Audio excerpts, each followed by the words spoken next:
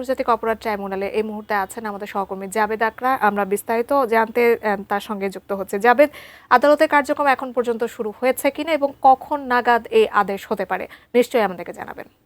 11 জনকে শেখ হাসিনা সরকারের শাসনামলে গুম করার পর তাদেরকে নির্যাতন করা হয়েছিল, যেখানে সাবেক একজন সেনা কর্মকর্তা ব্রিগেডিয়ার জেনারেল আবদুল্লাহিল আমান আজমি সহ আরও অনেকের নাম রয়েছে, হুমাম কাদের, তাদেরকে এখানে নির্যাতন করা হয়েছিল। সেই ঘটনায় যে সেনা কর্মকর্তারা গ্রেপ্তার হয়েছেন, আজ সকালে 10 জন সেনা কর্মকর্তাকে নিয়ে আসা হয়েছে।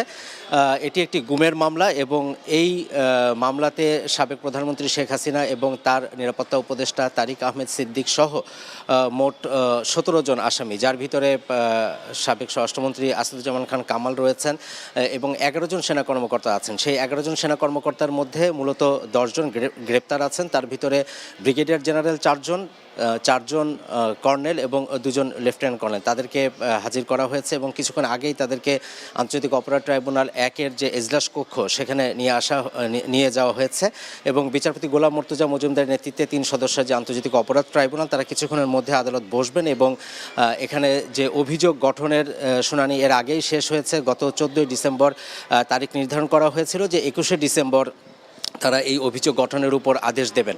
অর্থাৎ এই মামলায় যদি আনুষ্ঠানিক অভিযোগ গঠন হয়, তার মধ্য দিয়ে এই মামলার যে বিচার, সেই বিচারটি আসলে শুরু হয়ে যাবে। এর আগে জয়েন্ট ইন্টারোগেশন সেল জিআইসিতে যে মোট 26 জনকে যে গুমের পর নির্যাতনের মামলা, সেটির বিচার শুরু হয়েছিল এবং এটি হবে আন্তর্জাতিক অপরাধ ট্রাইব্যুনালে গুমের দ্বিতীয় কোনো মামলার বিচার শুরুর কার্যক্রম।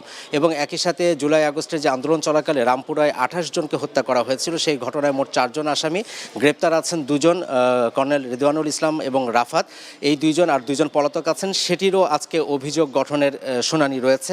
সেই শুনানি শেষে হয়তো নতুন করে এটি কবে অভিযোগ গঠনের উপর আদেশ দেবেন তার একটি দিন নির্ধারণ হতে পারে। এর বাইরে আন্তর্জাতিক অপরাধ ট্রাইব্যুনাল 2-এ আশুলিয়ায় 6 জনকে, 6 মরদেহের সাথে একজন জীবিত সহ 6 জনকে পোড়ানো এবং এটি সহ আরও একজনকে, মোট 7 জনকে হত্যা মামলার যে সাক্ষ্য গ্রহণ সেটি চলছে।